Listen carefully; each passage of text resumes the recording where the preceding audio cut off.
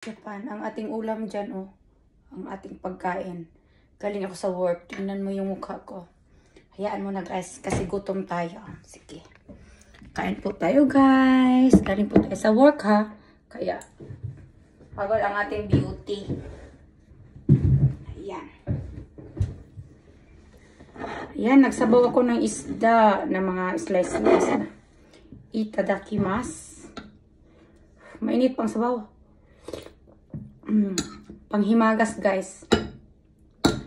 Sinong hangover dyan, magluto tayo ng sabaw.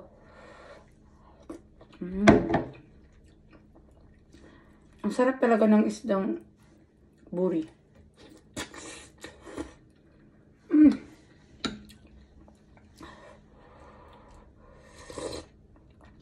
Parang nasa La Esperanza lang ako, guys. Tamis kay sabaw. Paibog na pod. Kakaluto lang niya, guys.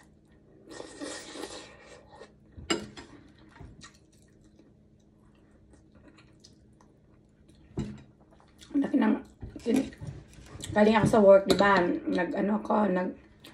Malingki.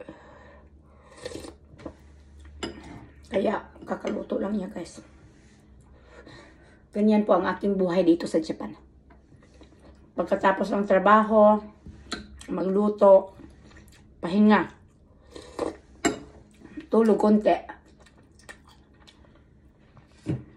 babangon at maligo. Tapos,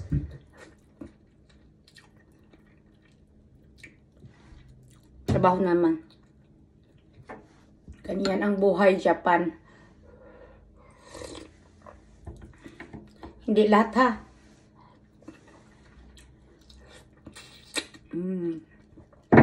Ang sarap talaga ng isdang buto-buto, guys. Ayan, oh. Yung lagi kong binibili. Ayan, paborito ko kasi, guys. Tapos, malinis na siya kasi in-slice na, eh.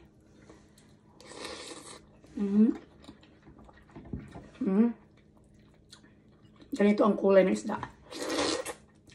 Yellowfin tuna man ata to sa English.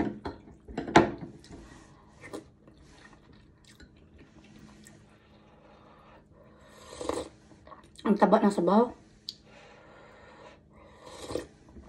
Ay, ang sarap na lang. Kainan na. Brunch. Ay, hindi to brunch. Dinner and lunch. Anong tawag dyan, guys?